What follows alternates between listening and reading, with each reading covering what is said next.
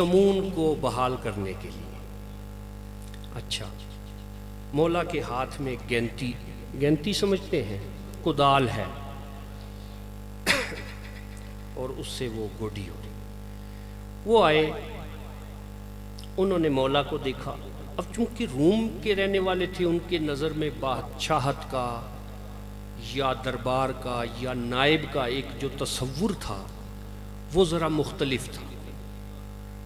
انہوں نے دیکھا کہ یہ یہودی کا باغ ہے اور اس میں ایک مزدور ہے جو مزدوری کر رہا ہے، تو اس کی کیا مجال ہوگی یا کیا؟ انہوں نے بڑی ہی رعونت سے کہا جی کہ ہم یہ سوال لے کے آئے ہیں بڑی ہی بے تنائی سے، تو یہ سلمان ہمیں پکڑ کے بندہ لے آیا ہے، تو سوال ہمارا یہ ہے کہ کیا آپ کا دین سچا ہے؟ سرکار نے کہا ایسے ہی سچا ہے جیسے سورج مشرق سے نکلتا ہے، مغرب میں غروب ہوتا ہے۔ اچھا، اگر ایسے ہی سچا ہے دین تو آپ کے جو سرکار ہیں وہ بھی سچے ہیں؟ ہاں جی، وہ بھی سچے ہیں، بے شک ان سے سچا اس زمین پر ہوا ہی کوئی نہیں۔ اچھا، تو ان کا یہ فرمان ہے کہ میری امت کے علماء بنی اسرائیل کے نبیوں سے افضل ہیں۔ تو جناب میں ہوں موسیٰ علیہ السلام کا ماننے والا، وہ اپنے عصا سے اژدہا بنا دیتے تھے، ذرا بنا کے دکھائیں مجھے پتہ چلے کہ آپ موسیٰ سے افضل ہیں۔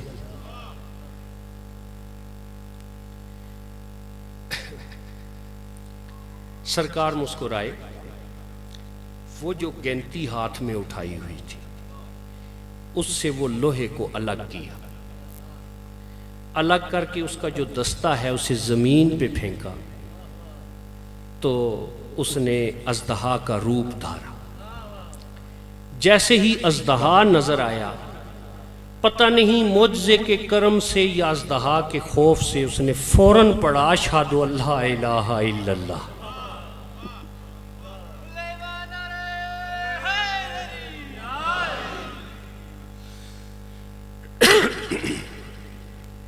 اچھا، اس نے کلمہ پڑھ لیا۔ دوسرے نے کہا سرکار یہ تو موسیٰ علیہ السلام کا ماننے والا تھا، میں داؤد علیہ السلام کا ماننے والا ہوں۔ وہ لکڑی والے تھے، میں لوہے والا ہوں۔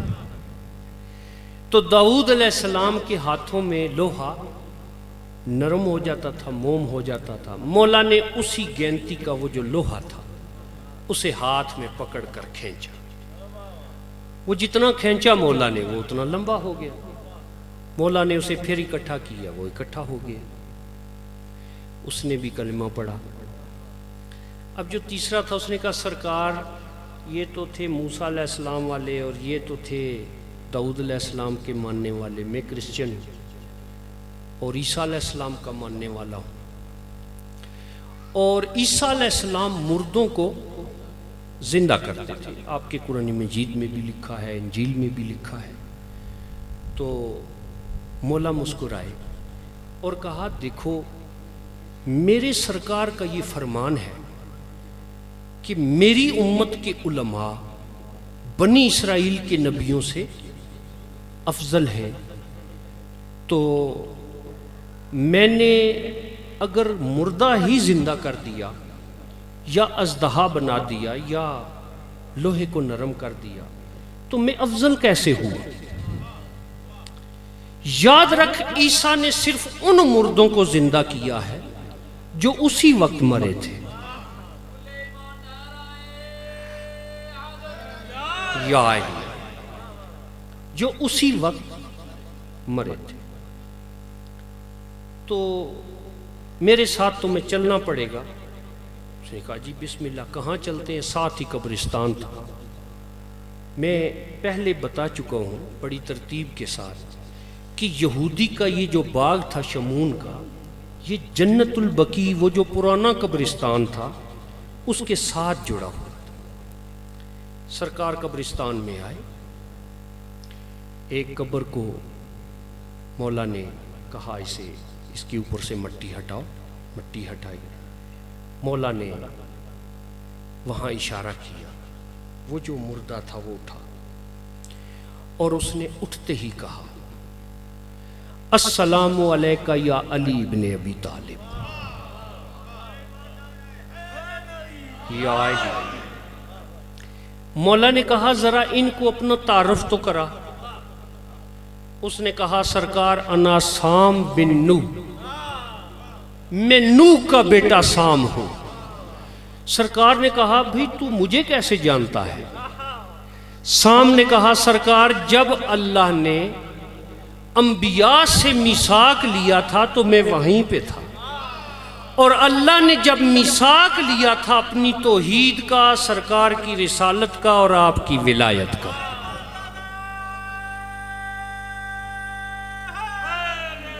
یہ آئے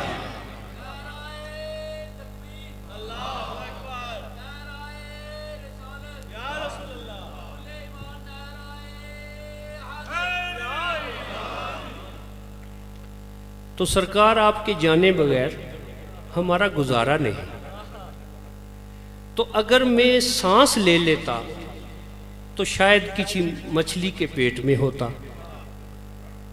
جملہ تو میں نے کہہ دیا، مجھے یاد نہیں رہی کہ میں کراچی میں نہیں ساگری میں پڑھ رہا ہوں۔ صلوات پڑھے میں یہ بھی عرض کرتا تھا۔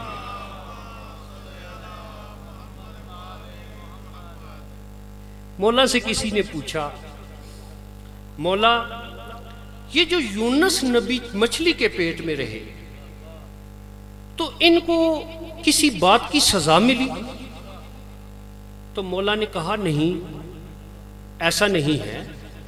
ہوا یہ تھا کہ جب میثاق میں یونس نبی سے پوچھا گیا، کہا گیا کہ اللہ کی وحدانیت کی گواہی دو، اس نے گواہی دی، اور سرکار کی رسالت کی گواہی دو، سرکار کی رسالت کی گواہی دی۔ تو جب میری ولایت کی باری آئی تو اس نے تھوڑا سا سانس لیا تھا۔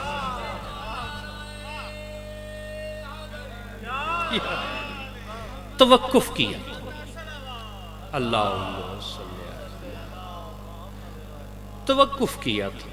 وہ اس ضمن میں یہ جملہ کہہ گیا، لیکن وہ مجھے یہ بتانا پڑا کہ اگر سانس لے لیتا سرکار تو پھر کسی مچھلی کے پیٹ میں ہوتا۔ تو اس لیے میں نے پہلے ہی آپ کو سلام کیا السلام علیکہ یا علی ابن ابی طالب۔ سامعین محترم، مولا علی عقیدے کی گواہی نہیں دیں گے، بلکہ مولا علی ہیں موقع کے گواہ۔ کل کی میری گفتگو سے یہاں تک میں لے آیا کہ اللہ اور مولا علی موقع کے گواہ ہیں سرکار کی رسالت کے۔ اسی لیے صلح حدیبیہ میں سرکار نے لفظ رسول اللہ پر قلم نہ چلائی، کیونکہ مولا جو ہیں وہ سرکار کی رسالت کے گواہ ہیں۔ صلوات پڑھیے باواز بھی۔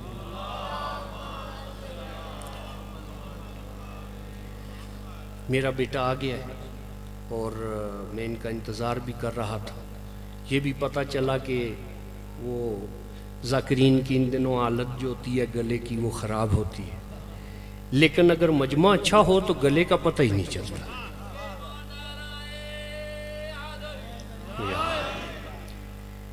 تو یہ جو ہے نا، ایک جملہ اپنے استاد والا کہتا چلوں کہ گلے کا گلہ نہیں کرتے ہیں۔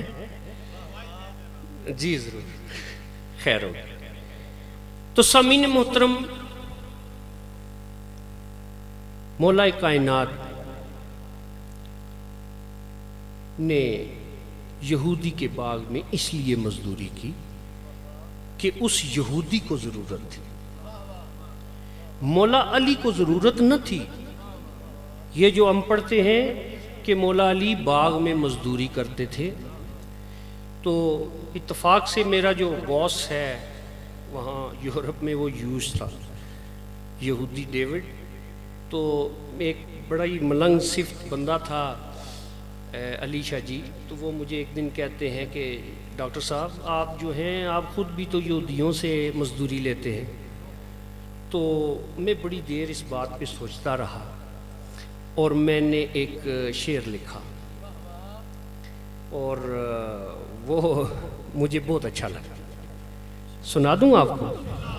بس یہ میری آخری گفتگو ہے آج کی کہ قلم یہ اٹھائی کہ تقسیم کر کے رزق بھری کائنات میں. یہ آئے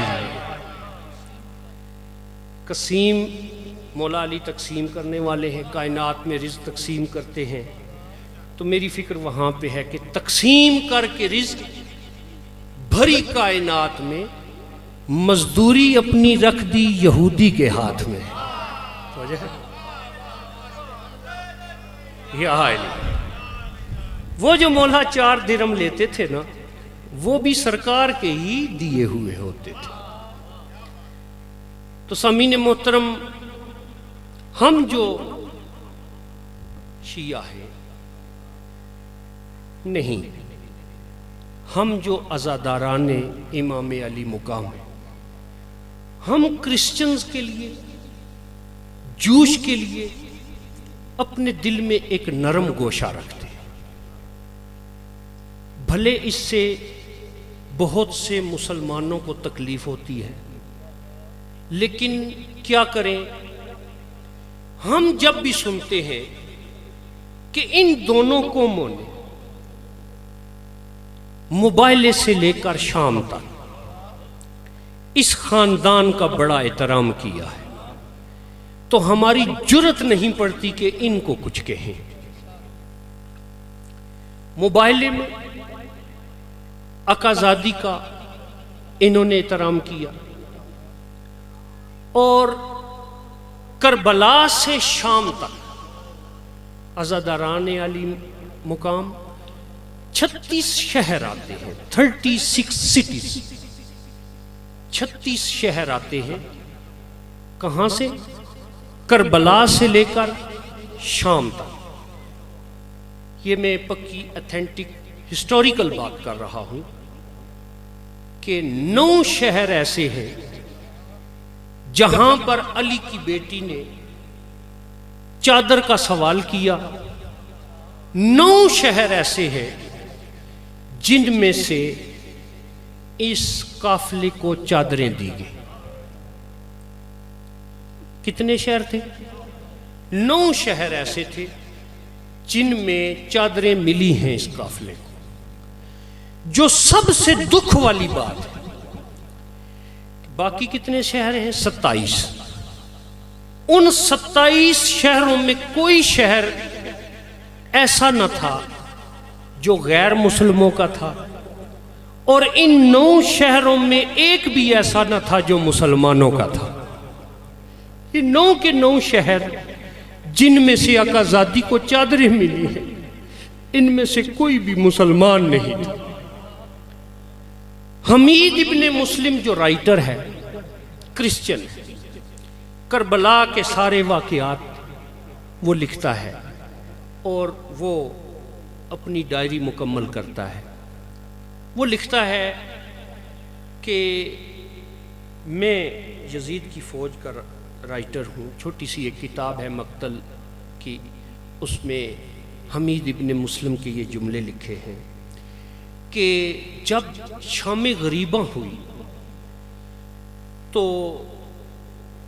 کیا ہوا، وہ جو جتنی فوج تھی وہ ان خیام کے گرد اکٹھی تھی، اندر بیبیاں اور بچے تھے. تو آقازادی نے ایک اعلان جاری کیا کہ جس بیوی کے پاس جو مال ہے وہ خیمے سے باہر پھینک. اپنے سربراہ کا حکم مان کر جتنی بیویاں ہیں انہوں نے اپنی اپنی چیزیں خیموں سے باہر پھینکنے شروع کی. حمید ابن مسلم کہتا ہے میں دیکھ رہا تھا، ایک گٹھڑی خیموں سے باہر آئی. جو یزید کی فوج کا ایک سپاہی ہے اس نے گٹھڑی کو اٹھایا. سارے سپاہیوں سے ہٹ کر میں جس جگہ کھڑا تھا وہاں قریب میں آ کے وہ کہتا ہے کہ اس نے اس گٹھڑی کو کھولا، جب اس گٹھڑی کو کھولا تو اس کی چیخیں نکلی۔ حمید نے کہا بھی روتے کیوں ہو؟ اس نے کہا روتا اس لیے ہوں کہ اس گٹھڑی میں ایک بچے کے 2 چھوٹے چھوٹے کرتے ہیں۔ پھر وہ کہتا ہے یہ اسی بچے کے کرتے ہوں جسے ہماری فوج نے حسین کے ہاتھوں پہ ذبح کر دیا تھا۔ لعنت اللہ علی القوم الظالمین۔